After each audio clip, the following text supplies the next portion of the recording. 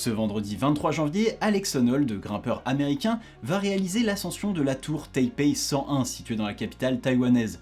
Une tour érigée en 2004, anciennement détentrice du statut du plus haut bâtiment au monde, avec ses 508 mètres pour 101 étages, une escalade urbaine qui, depuis son annonce à l'automne dernier, défraie la chronique. Car si cet événement pourrait ne rester qu'une ascension comme une autre, Alex va tenter de la réaliser en free solo, c'est-à-dire sans aucune protection, ni corde, ni filet de sécurité, la réussite ou la mort. Une performance déjà folle, pourtant banale pour celui devenu star du monde de la grimpe, grâce à un nombre ahurissant d'ascensions dans ce style, dont sa plus connue, celle de la voie freerider sur la falaise d'El Capitan, haute de 1000 mètres. Mais cette fois-ci la donne sera différente pour Alex, car depuis 2018, la médiatisation ne se contente plus d'un plat réchauffé, et veut faire de cet événement un festin qui sera suivi dans des proportions inédites. Une régie complète, drone, caméra embarquée, micro, et surtout une diffusion en direct live sur Netflix dans une émission de 2 heures appelée Skyscraper Live. Une ascension sous les projecteurs qui fait grincer des dents la communauté verticale, dans la continuité de ce que le free solo nous a proposé lors des dernières années, une mise en exergue qui semble avoir remplacé son tabou d'autrefois, laissant place à un spectacle exubérant qui à certains arracheront un sourire et à d'autres une question: depuis quand le free solo est-il devenu cool ? Enfin, avant de partir sur une réflexion plus poussée sur l'ascension d'Alex, je vous propose de redéfinir ensemble ce qu'est le free solo, à la fois pour les non-grimpeurs, mais également pour les plus initiés d'entre vous, parce que vous allez voir, c'est pas si évident. Alors la définition la plus répandue du free solo, aussi appelé solo intégral, est celle d'une escalade sans aucun équipement de protection contre la chute, à savoir ni corde, ni crashpad, ni aucun autre moyen de se rattraper. Mais cette définition, elle est loin d'être claire pour tout le monde. D'abord, on doit préciser la hauteur, car oui, si en pratiquant de l'escalade sans corde à 200 mètres de haut, on est à peu près sûr de terminer la journée en tapant une belote avec Johnny, à des hauteurs plus mesurées, c'est beaucoup moins vrai, et il existe une limite assez floue entre la fin de l'escalade de bloc, elle aussi non encordée, et le début du free solo. Définir le free solo par sa hauteur, c'est donc compliqué, et personnellement, je trouve ça beaucoup plus pertinent de le définir par la volonté de son pratiquant. Je vous donne un exemple. Pour nombre d'entre nous, grimper un bloc de 10 mètres avec 5 crashpads et 10 par heure n'est pas l'image que l'on se fait du free solo. Pourtant, comme en solo, la chute a de très grandes chances de mal tourner. Ou, exemple encore plus frappant, si en falaise vous sautez une dégaine de telle sorte à avoir plus de distance entre votre dernier point de protection et vous qu'entre celui-ci et le sol, eh bien vous êtes littéralement en free solo. Pourtant, personne ne va dire que vous pratiquez du free solo. Pourquoi ? Eh bien parce que malgré la futilité de votre prévention, vous avez quand même considéré la chute au départ. Or, pratiquer le free solo, c'est justement ça, accepter que son seul espoir de survie soit la réussite de son ascension. Peut-être que ce n'est pas vrai que vous allez miraculeusement survivre en tombant, mais c'est bien la pensée qui vous habite en quittant le sol. Une pensée aussi pragmatique qu'insensée, à l'opposé de tout instinct animal, une pensée qui déshumanise et qui fait de ces grimpeurs des marginaux devenus superstars.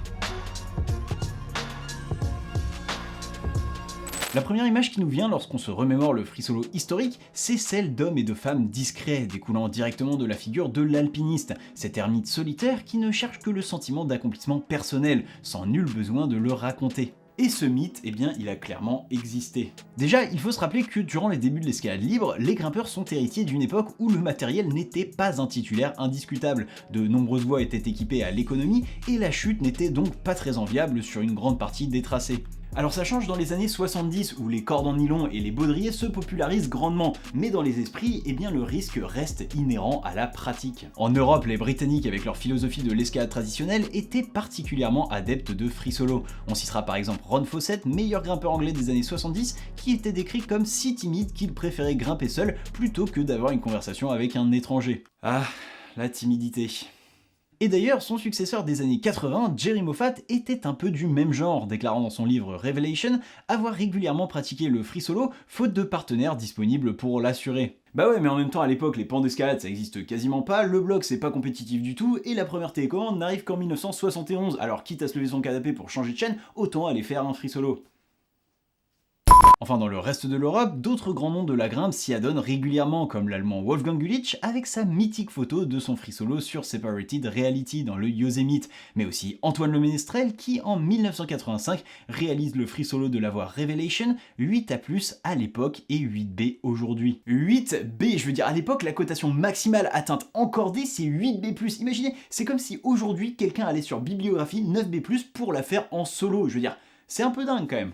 Et tout ça, c'est en Europe, parce qu'aux États-Unis, avec une mentalité de l'engagement encore plus débridée qu'en Angleterre, le free solo était même quasiment systématique chez les grands de l'époque. Et quand je dis systématique, c'est systématique, je veux dire, regardez, ça c'est une liste non exhaustive des grimpeurs des années 70-80 qui pratiquaient régulièrement le free solo. Henry Barber, Jim Erickson, Charlie Fowler, Earl Wiggins, Greg Cameron, John Bachard, John Jablonski, John Long, Ron Cook, Peter Croft, Scott Franklin, Russ Clune, Jeff Greenberg, John Duran, Derek Herzey, Jim Collins et Dan Osman. Et pourtant, malgré ça, le free solo reste assez intimiste, et pour cause, à l'époque, les médias étaient bien moins développés. Pourtant, croire que le mariage entre les médias et le free solo ne date que du 21e siècle est assez naïf. La toute première apparition filmée d'une ascension en free solo que j'ai pu trouver date de 1976. Il s'agit d'une émission américaine appelée The American Sportsman, et où on peut voir le grimpeur américain Henry Barber, de son petit nom que j'adore Hot Henry, enchaîner en free solo la voie The Strand, environ 6 à plus, sur les côtes du Pays de Galles. Dans ce mariage aussi inexorable que tendancieux entre les médias et les sports extrêmes, le free solo est donc tout sauf un marginal, et si l'intérêt médiatique de l'escalade en tant que sport reste réservé aux initiés, le free solo lui devient une star auprès du grand public, et ça va surtout se voir un soir de décembre 1982. En effet, ce soir-là est diffusé sur Antenne 2 le film La vie au bout des doigts de Jean-Paul Janssen, avec celui qui révélera l'escalade aux yeux du monde entier, Patrick Edlinger. Ce qui est le plus important d'après moi aussi en escalade, c'est quand même la façon dont tu passes. Le but, c'est pas de passer un passage, crisper sur des prises, de se tirer, ça n'a aucun intérêt si tu veux. L'intérêt, c'est justement d'essayer d'être le plus esthétique, le plus harmonieux possible. En fait, c'est une expression corporelle au même titre que la danse, sauf que la chorégraphie est dictée par les prises, quoi. C'est un opéra vertical. Un visage angélique, un talent d'orateur inné, le film devient une référence mondiale, est primé aux Oscars, et Patrick devient une star internationale. Mais que l'on veuille ou non, ce n'est sûrement pas le shirt rouge de Patrick Edlinger qui a propulsé la grimpe sur le devant de la scène, mais plutôt ceci.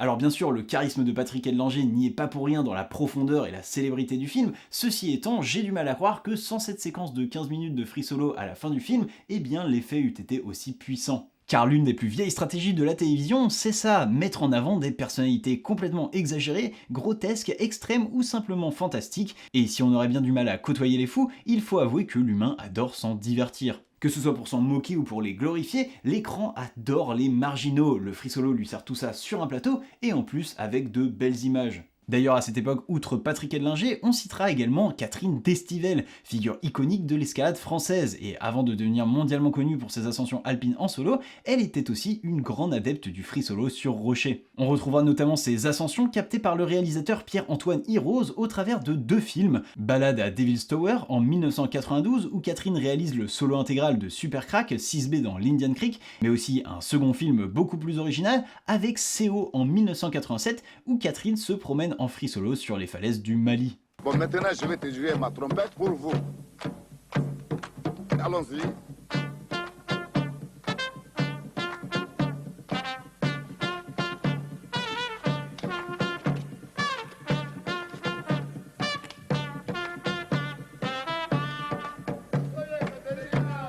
Attendez, mais elles sont où moi mes trompettes quand je démarre un 5B là ? Enfin, je vais pas vous énumérer tous les films montrant la pratique du free solo, on peut en trouver des dizaines, et cela ne va aller qu'en s'accélérant avec le développement des téléphones et l'arrivée de plateformes comme YouTube. Mais surtout, ce qui nous intéresse ici, c'est que ces démonstrations médiatiques du free solo étaient toujours très bien reçues, que ce soit auprès des grimpeurs, mais aussi lorsqu'elles brisaient les barrières de la célébrité du grand public jusqu'en 2018 avec la sortie du phénomène free solo. Free solo, on en a déjà parlé au début, c'est un documentaire narrant l'ascension de la voie freerider sur la falaise d'El Capitan par Alex Honnold, qui, comme La vie au bout des doigts en son temps, deviendra une référence et sera primé cette fois-ci aux Oscars. Le public a donc toujours été parfaitement réceptif au divertissement apporté par le free solo, mais alors pourquoi aujourd'hui avec Alex Honnold et Netflix ça nous dérange un peu plus ? Depuis son avènement en tant que discipline, la grimpe a transformé la roche dans les esprits. Celle-ci, autrefois barrière insurmontable chargée de dangers, est devenue, à grands coups de piton et de corde, un simple challenge sportif. Que ce soit pour réaliser une croix ou atteindre un sommet en alpinisme, le rapport d'un grimpeur à son support d'expression est devenu un rapport de domination. Mais ce rapport s'inverse complètement lorsque l'on parle de free solo. Sans aide matérielle, nous redevenons vulnérables aux dangers qu'il apporte, et la victoire première du free solo n'est plus d'enchaîner la voie, mais d'avoir survécu. Une philosophie qui impose une humilité aux soloistes, et au travers des âges, on en a vu beaucoup la défendre. Dans les premiers d'entre eux, on citera d'abord Peter Croft, grimpeur canadien bien connu pour ses ascensions en free solo dans les années 80, des voies Astroman ou The Rostrum, longues de plus de 300 mètres et montant chacune jusqu'au 6C+. Invité du podcast Enormocast il y a quelques mois et interrogé à propos d'Alex Honnold, Peter décrit le free solo comme trop personnel pour être partagé et sans vouloir manquer de respect à Alex, trop important pour être filmé. Avant d'ajouter la subtile question, si vous vous retrouviez pour la première fois avec l'amour de votre vie et que quelqu'un vous demandait « Est-ce que je peux vous filmer en train de faire l'amour, seriez-vous d'accord ?» Ben non, mais quoi ? Enfin, cette pensée d'un free solo personnel, intimiste, elle a largement gouverné la pratique au fil de l'histoire. Déjà, Patrick Edlinger dans La vie au bout des doigts le décrivait comme une envie non contrôlée et impossible à prévoir. Tu peux pas, disons, prévoir quelques jours à l'avance et dire tel jour je vais faire du solo, c'est impossible. Tu grimpes une journée et il y a un moment où tu te sens très bien, moralement, physiquement, et ce jour-là, tu passes au pied d'une voie et tu as envie de la faire en solo et tu la fais en solo. C'est une chose qui se commande pas en fait. C'est un besoin que tu ressens et quand tu ressens ce besoin, tu y vas. Et de la même façon, Antoine Le Ménestrel, avant son ascension de Revelation en 1985, écrivait dans son journal « Au pied de la falaise, une idée folle me traverse l'esprit. Grimper Revelation en solo. C'est comme si une voix sortait du rocher pour me demander de gravir cette voie en solo. Je sens l'adrénaline monter en moi et des feux d'artifice éclater dans ma tête. » Puis il réécrit même le jour de l'ascension « Je m'échauffe normalement, mais je sais que je ne pourrai pas réessayer étant donné le nombre de grimpeurs présents, j'ai besoin d'intimité. » Ce genre de témoignage, on le retrouve chez de nombreux adeptes du free solo, ceux pour qui tout ça c'est spirituel. Et puis on a Lincoln Knowles. Today is day one of free soloing a harder route every day until I fall. And today we're starting with Sundial Peak 5-8. Okay, this is start at pitch 1. I don't really know where to go, but I'm just gonna freestyle it. Car si l'ascension d'Alex Honnold sur Taipei 101 fait couler beaucoup d'encre, ce n'est pas le seul événement récent à entacher la réputation du free solo. À l'été dernier, un jeune grimpeur de 21 ans du nom de Lincoln Knowles se fait connaître sur Instagram avec un concept plus que douteux. Grimper chaque jour en free solo, une voie de cotation plus difficile que la précédente, jusqu'à ce qu'il tombe. Alors évidemment, le défi ayant commencé en juillet 2025, Lincoln Knowles étant toujours en vie, et la cotation maximale atteinte par l'homme n'ayant pas changé, vous vous doutez bien que le défi s'est arrêté depuis un moment. Déjà moins régulier au cours de l'été, Lincoln avait effectué sa dernière ascension pour celui-ci en septembre 2025, avec la cotation de tout de même 6C+.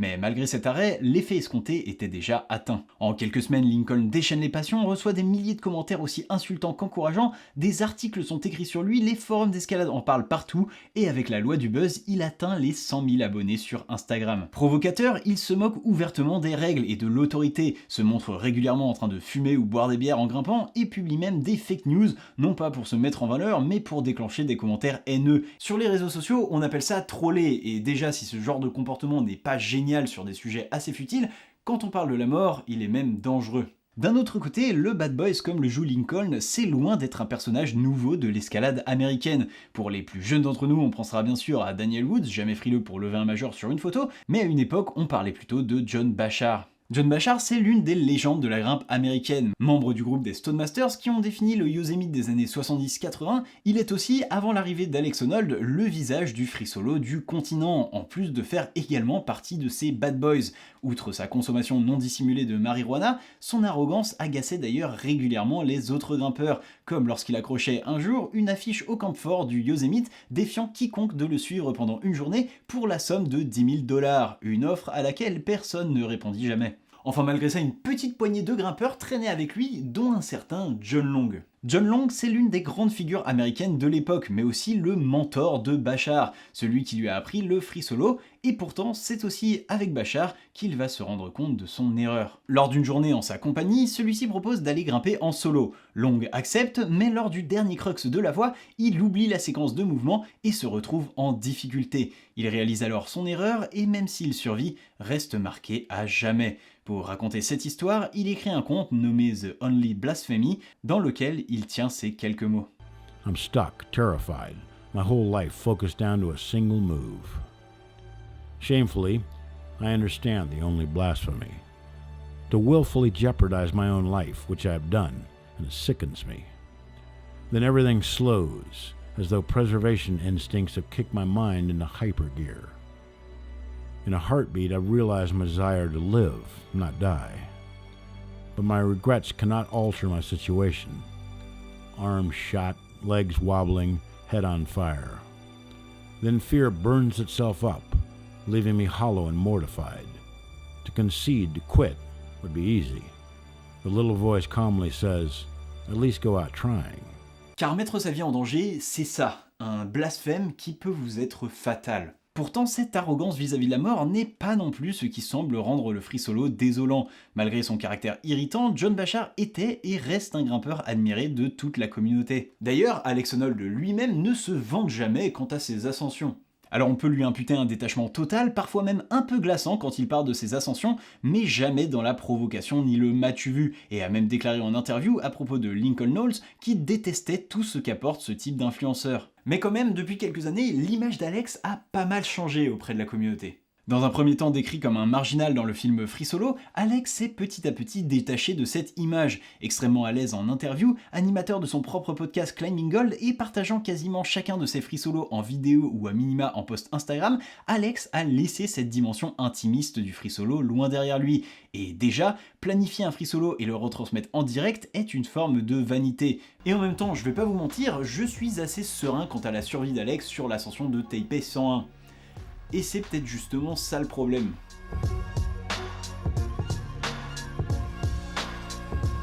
On va maintenant parler d'un grimpeur que j'ai volontairement omis depuis le début de cette vidéo et qui pourtant est peut-être l'un des plus grands soloistes de l'histoire, Alain Robert. Alain a une trajectoire de soloiste assez originale. Sillonnant les gorges du Verdon ou la Drôme pendant sa jeunesse, il y aura réalisé quelques-uns des solos les plus marquants de l'histoire, allant jusqu'à réaliser ceux qui étaient à l'époque considérés comme les 2 premiers 8B en free solo. Mais avant ça, en 1982, il est victime de plusieurs accidents d'escalade alors qu'il est encordé. Ceci lui laisse de grosses séquelles, notamment au niveau des poignets où il souffre d'une invalidité sévère. Sentant qu'il commence à frôler ses limites, il change progressivement de scène pour se dédier à la grimpe urbaine. C'est sur cette scène nouvelle qu'Alain va connaître un succès immense. Surnommé le Spider-Man français, il va grimper sur des dizaines de gratte-ciel à travers le monde, être l'invité des plateaux télé de tous les pays, adulé par une communauté internationale gigantesque. C'est simple, Alain c'est une légende, et pourtant, comme d'autres personnages qu'on a déjà vus dans cette vidéo, il va développer une personnalité assez clivante. Exubérant sur les réseaux sociaux, s'affichant dans un luxe exagéré avec champagne et pin-up,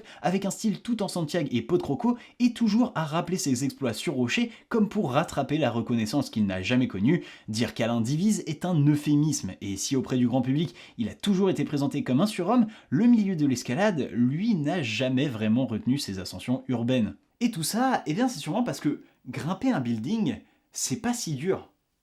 Enfin si, pour vous c'est dur, reposez ces chaussons, terminez la vidéo s'il vous plaît.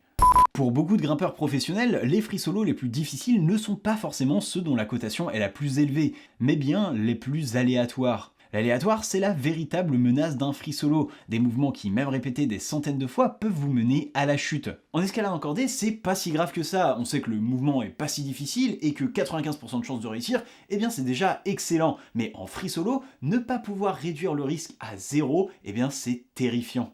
Un exemple très connu est le free solo de la voix Pol Pot par Alain Robert en 96. Alors qu'Alain est déjà connu pour avoir enchaîné des free solos jusqu'en 8B, Pol Pot n'est coté que 7C+/8A, soit presque 3 crans en dessous. Pourtant, avec des toutes petites prises, des passages en adhérence et un passage morpho, il est régulièrement cité par certains des meilleurs grimpeurs du monde comme l'un des free solo les plus terrifiants jamais réalisés en escalade. Or, si dans le domaine du free solo, la grimpe urbaine occupe une si grande place, c'est que son côté aléatoire est grandement réduit. Alors bien sûr, il existe des tours extrêmement difficiles en contre-exemple, mais souvent, grimper une tour, ce sont des mouvements extrêmement répétitifs, une lecture très simple et une technique nécessaire très limitée. On a donc une escalade entièrement basée sur un effort de résistance qui, lui, s'acquiert de manière assez automatique en effectuant le travail adéquat. Alors entendons-nous bien, c'est un exploit qui reste réservé à une toute petite catégorie de personnes.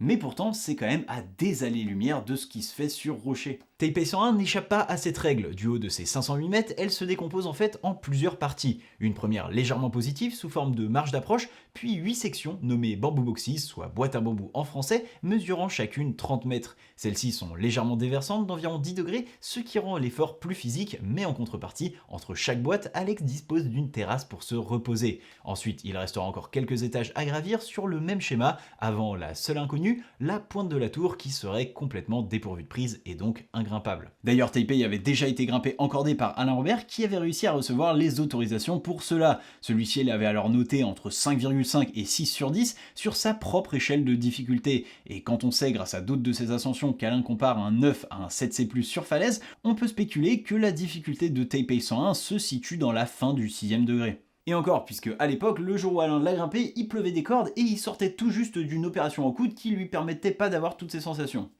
Donc ça va quoi. Pour Alex, qui encore en décembre enchaînait la voie Bachelor Party d'une cotation de 8C+/9A, grimper une tour de cette cotation et sans difficulté particulière semble être une formalité. Alors bien sûr, l'arrivée inattendue d'un facteur extérieur est toujours possible, mais dans ce genre de conditions planifiées, elle est minimisée au maximum. On choisit la fenêtre météo, une tour adéquate, et même en cas de déroute mentale, sa structure divisée en 8 sections offre le moyen d'en réchapper. Mais alors, si c'est même pas si difficile, est-ce que ça remet pas un peu en cause le sens de l'ascension ?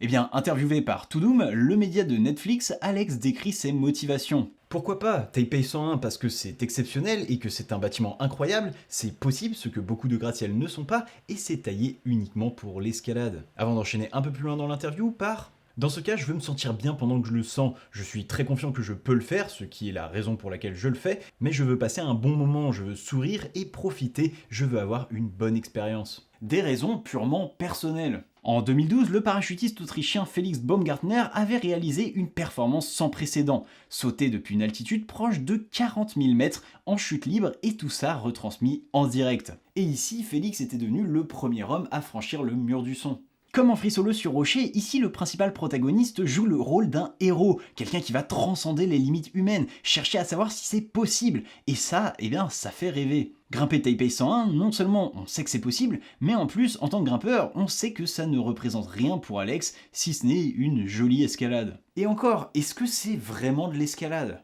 Honnêtement, quand j'ai commencé à réfléchir à l'événement, je me suis demandé si je devais vraiment faire une vidéo dessus. Alors spoiler, non, de toute façon je fais ce que je veux, mais en y réfléchissant bien, je pense que c'était important. Le fait que Alex Honnold prenne part à ce spectacle, c'est tout sauf anodin.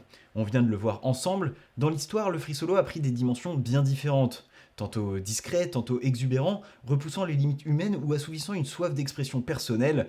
Pourtant, aujourd'hui, quand on pense free solo, on pense à Alex Honnold. Alors c'est bien, Alex est un immense grimpeur avec énormément de talent, mais s'il est devenu la définition du free solo, ça veut dire que ses actes aussi, et voir Skyscraper Live devenir la définition du free solo moderne, ça me fait de la peine. Pendant cette émission, j'ai omis des sujets importants, le rapport à l'argent, la réputation de Netflix de proposer un contenu souvent peu qualitatif, la transgression de la bienséance de l'escalade urbaine qui impose un spectacle potentiellement morbide à un plus grand nombre, et beaucoup d'autres choses qui sortent de la pratique de la grimpe en soi, et qui expliquent pourquoi Skyscraper Live est si dérangeante. Skyscraper Live, c'est qu'une facette du free solo, une représentation moderne de la pratique couplée à tous les biais de consommation des médias actuels, et vouloir la rendre cool, c'est pas une bonne solution. Pour préparer cette émission, je me suis renseigné sur 47 grimpeurs et grimpeuses pratiquants réguliers de free solo. Bien sûr, je n'ai pas pu parler de tous, mais sur ces 47 grimpeurs, 14 sont morts durant une ascension et 10 ont chuté au moins une fois, récoltant très souvent de lourdes séquelles. Dans la vie, la vraie, le free solo se termine très souvent mal, et voir quelqu'un vous dire « je vais faire du free solo », c'est pas enviable, et encore plus quand c'est l'un de vos proches. C'est tout le paradoxe du free solo. Admiré à travers ses récits malgré le tabou d'en écrire, le free solo est un spectacle qui ne se partage pas, c'est un sport qui ne s'encourage pas, le free solo ça ne se fait pas, le free solo ce n'est pas cool, et pourtant, parfois, seulement parfois, et par anomalie la plus profonde, le free solo devient cool, et alors là, oui, peut-être, le free solo c'est cool. Et voilà, cet épisode est maintenant terminé, j'espère qu'il vous a plu. Si tout ça, ça vous a fait un peu rêver, envie de découvrir la falaise, eh bien, n'allez pas faire du free solo, et pour le coup, venez plutôt découvrir les formations Caillou TV et École de la Montagne. Et oui, on a lancé ça depuis le début de l'année, on a 2 types de formations, une autonomie et initiation en grande voie, et l'autre performance et entrée dans le fameux 7e degré. Ce sont des formations longues de 4 mois, encadrées par un moniteur agrégé, donc un DE, un diplôme d'état, qui vous fera aussi un coaching et un suivi personnalisé, mais surtout vous aurez 2 stages en falaise et dont la première promotion qui commence dès mars avec un stage à Orpierre. Donc si vous voulez aller voir toutes les informations sur ça, et ben c'est dans les liens en description. Et sinon, si vous souhaitez juste soutenir la chaîne, et bien n'hésitez pas à laisser un j'aime sur cette vidéo, un commentaire, allez nous soutenir financièrement sur la page Tipeee. Et moi je vous dis à la prochaine, portez-vous bien, tchuss.